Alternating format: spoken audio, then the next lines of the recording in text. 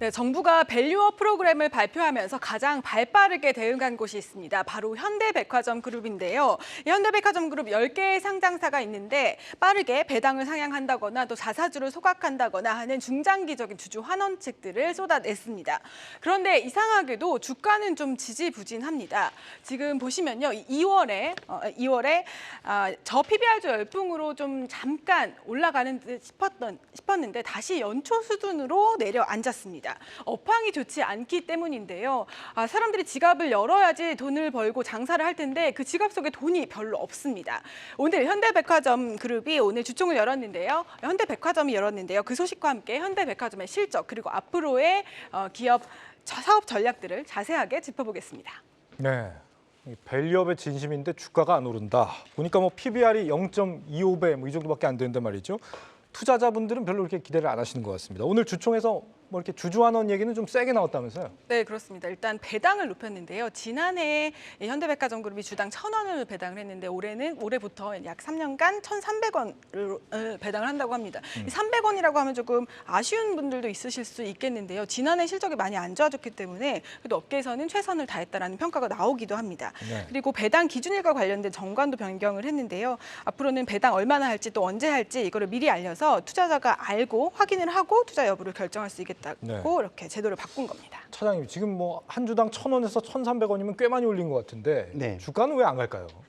결국에는 이제 산업 구조에 변하지 않을까 생각을 하고 있어요. 네. 오늘 제일 인상 깊었던 기사는 쿠팡의 매출 추정액이 이마트를 넘었다. 이게 넘었을 때가 2021년도에 쿠팡이츠라는 플랫폼이 나왔을 때였거든요.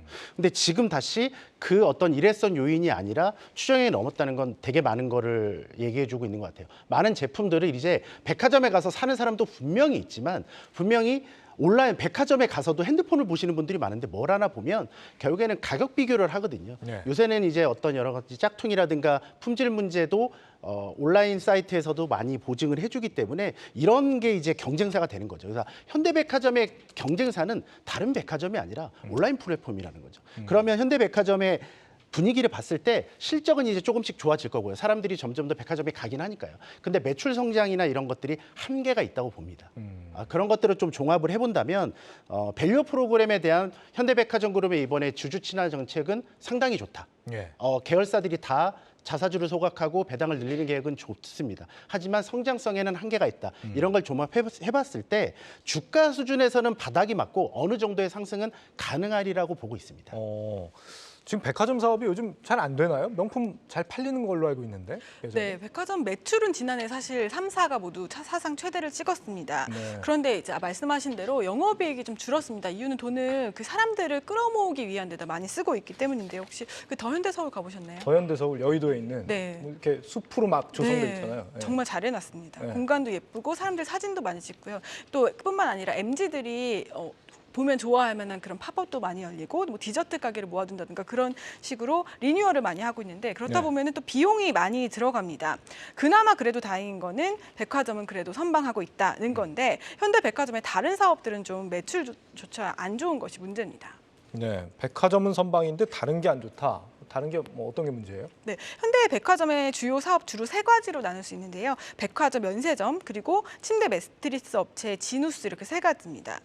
면세점 매출 비중을 보면 좀 크게 떨어진 것을 볼 수 있는데요. 중국이 단체 여행객이 기대만큼 한국을 방문하지 않고 있고 또 개별 여행객이 들어온다고 하더라도 이제는 면세점을 많이 안 갑니다. 오히려 백화점 쪽으로 좀 손님이 몰리고 있는 상황인데요. 그래서 외국인 관광객들도 백화점에서 명품까지 이제 사고 있는 상황이기 때문에 백화점이 상대적으로 계속 안 좋을 수밖에 없는 상황, 면세점이 안 좋을 수밖에 없는 상황이고요. 또 지누스의 경우에는 현대백화점이 지난 2022년 인수한 업체인데 매출이 주로 미국에서 나왔습니다. 하지만 미국에서 좀 실적이 안 좋으면서 지난해 영업이익이 72%나 급감했습니다. 이 중장기적으로 현대백화점 주가가 뭐 이렇게 크게 성장하긴 좀 어려울 것 같다 이런 생각이 많이 드는데. 네, 맞습니다. 만약에 이렇게 고점에 좀 물려 계시다 이러면은 이분들 판단은 어떻게 해야 됩니까 이제? 결국에는 우리가 지금 밸류 프로그램을 정부에서 하고 있잖아요. 네. 저는 이 밸류 프로그램이 우리나라 시장 전체에 대한 어떤 밸류에이션을 높인다고 보고 있어요. 그랬을 때 성장이 제한적인가 하더라도 밸류 자체가 워낙 싸버리면 충분히 매력이 있다. 지금 현대백화점이 딱 그런 상황입니다. 이마트와 현대백화점을 비교한다면 현대백화점에 훨씬 더 큰 손을 들어줄 수 있어요.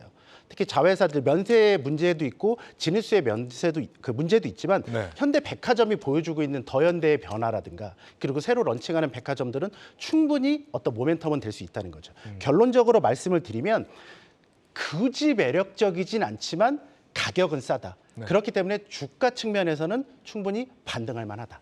네. 기대감 있는 말씀 주셨는데 뭐 좀 대응하는 전략이 현대백화점 측면에서도 있을 거 아닙니까? 네. 뭐라고 있어요? 백화점 곳곳을 가보면요. 네. 많이 공사하고 있습니다. 매장을 예쁘게 꾸미고 또 역시 사람들을 끌어모으기 위한 작업들을 하고 있는데요. 그래서 상당 기간 비용이 좀 더 들어갈 수밖에 없는 상황이고요. 그리고 명품이 아무래도 좀 이익률이 좋습니다. 그런데 지금까지 그 명품 유치 경쟁력은 신세계가 탑이거든요. 현대백화점도 그걸 좀 끌어올리기 위해서 노력을 하고 있고요. 또 면세점 경우에는 그동안 이제 중국 관광객의 의존도가 너무 높았기 때문에 전략이 뭐냐라고 물어봐도 사실은 딱히 내놓는 게 없습니다. 아직은 중국 관광객을 좀 기다리고 있다라고 얘기를 하고 있고요. 지누스의 경우에도 해외 매출은 크게 급감했지만 조금 그래도 이제 조금 국내에서는 소비자들의 판매 비중이 좀 늘어나고 있는 추세이기 때문에 주목을 해봐야 하고요. 따라서 지누스는 제품군 좀 다양화하고 현대백화점이 갖고 있는 여러 유통 채널을 통해서 시장을 넓혀간다는 계획을 갖고 있습니다. 네. 그래서 지 기자 오늘 주제 결론은 뭔가요? 네, 오늘 주제는요. 밸류업의 진심 현대백화점 하지만 강력한 한방이 필요하다라고 정리하겠습니다. 알겠습니다. 계속해서 다양한 경제 이슈를 알고 싶다면 구독과 좋아요, 알림 설정 부탁드립니다.